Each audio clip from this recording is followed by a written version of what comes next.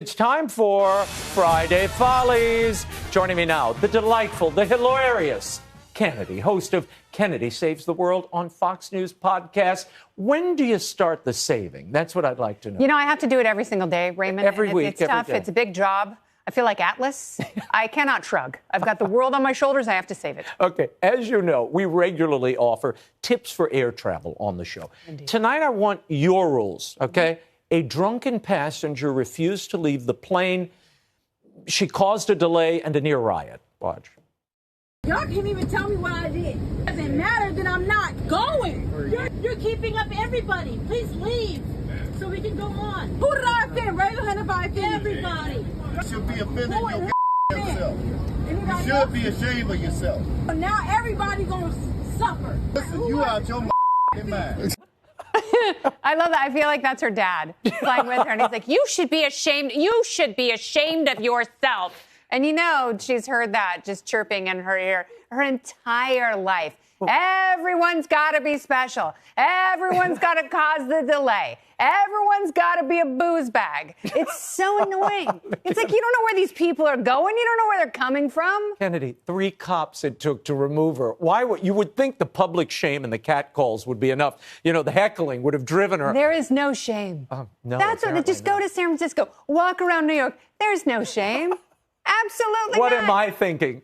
So, but here's my rule. What's your rule? If you delay a plane by having law enforcement come on and detain you, you have to pay not only for everyone's drinks, That's what I so was they gonna at least say. have a chance to get as soused as you have to pay for everyone's flight. Okay. That's the rule. All right. We'll hold them to it. Now, Kennedy, like Kamala, we have a new political star who changes their preferred name pronunciation. Who is it? Ron DeSantis, or is it DeSantis? RonDeSantis.com. Go to RonDeSantis.com. People go to RonDeSantis.com and make a contribution. I'm Ron DeSantis, and I'm running for president. You say DeSantis. I say DeSantis. tomato. You say da-da-da. Where do we go from here? Here's why he's doing that, because when you say DeSantis, people think it's D-I-S or D-A-S. So they're going to misspell the URL. He's not going to get the money. He needs So those you think that's why he's punching low-dollar that bidders. E? Hard Yes, E. it's DeSantis, not because he's trying to prove a point or change a pronunciation. He just wants people to give. Now, I can't blame the guy. That is something I had not thought of, but I think I'm the here for you, media. Raymond. I know. Thank you for again saving my world. Now you got to move over to Jesse Waters, see what you can do there. I think the media may need a style guide in DeSantis' pronunciation. Though, watch.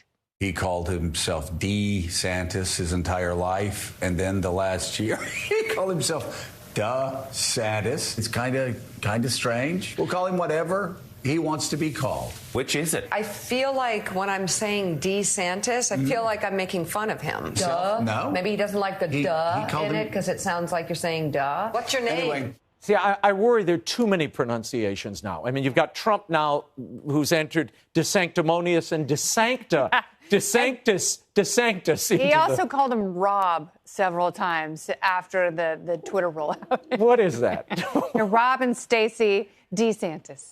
Well, DeSantis did settle it, I think. There's been some confusion over your last name and the pronunciation, and I'm just wondering, to correct the record, what is it? Oh, that's ridiculous, these stupid things. Listen, the way to pronounce my last name, Winner. Oh, winner, chicken dinner. Well, does that work? Come on.